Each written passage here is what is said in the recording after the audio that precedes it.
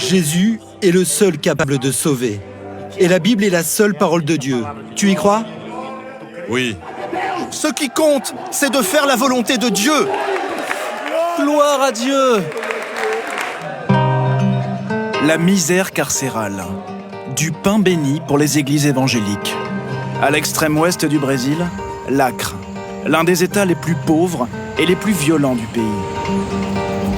Pour faire reculer la violence, l'État, dépassé, s'en remet aux prédicateurs évangéliques, les seuls que les criminels écoutent et respectent.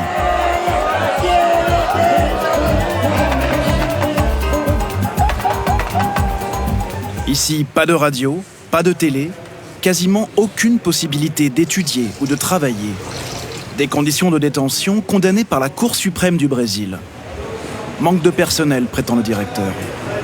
Pour éviter la révolte chez les prisonniers, en évangélique convaincu, ils préfèrent s'en remettre à Dieu. D'une certaine manière, la foi leur donne une forme de paix intérieure. C'est le meilleur moyen de réinsérer ces détenus dans la société. Chaque mois, une cinquantaine de prisonniers se convertissent à l'évangélisme. Sous la houlette d'anciens détenus, autoproclamés pasteurs.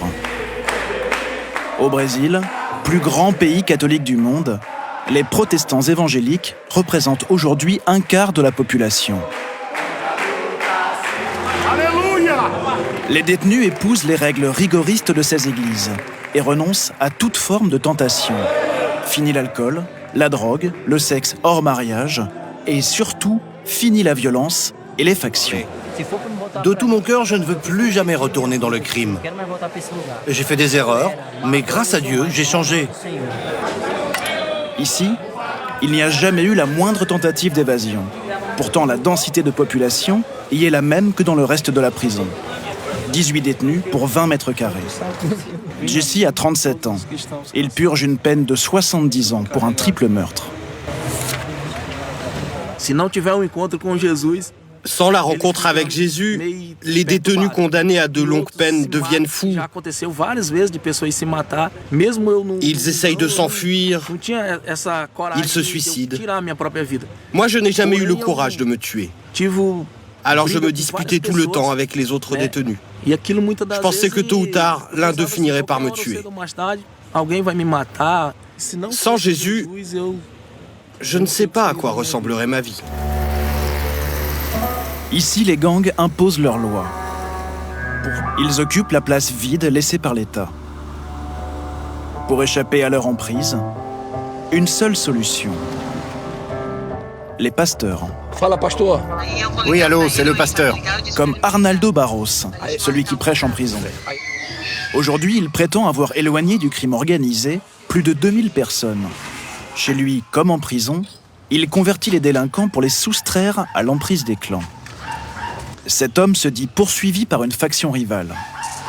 Vas-y, rentre. Viens, on va enregistrer une vidéo. Une conversion en direct sur les réseaux sociaux. Tu es sûr de toi? Tu veux quitter le crime organisé? Oui, pasteur. Ferme les yeux, on va prier. Et donc, tu as décidé de quitter le crime? Oui, j'espère que mes frères comprendront ma décision. Et voilà. Pourquoi les organisations criminelles les plus dangereuses du pays se laissent-elles influencer par des pasteurs? Comment peuvent-elles accepter que leurs soldats désertent si facilement? Dans la prison Francisco de Oliveira, nous avons rencontré l'un des chefs du Comando Vermelho, l'un des groupes les plus puissants du Brésil. Laisse-moi t'expliquer. Ici, sur Terre, même si règne la loi des hommes, nous croyons en Dieu, nous croyons au fait qu'il y ait une vie après la mort. La Bible nous dit il y a une vie après la mort. Nous avons peur de Dieu et c'est pour ça que nous laissons les croyants tranquilles. S'ils quittent l'Église, par contre, nous les tuons. Il faut qu'ils restent dans la foi, ils ne peuvent pas boire, ils ne peuvent pas se droguer, ils ne peuvent rien faire. Il faut qu'ils suivent les règles de Dieu. On les surveille pendant 1 an.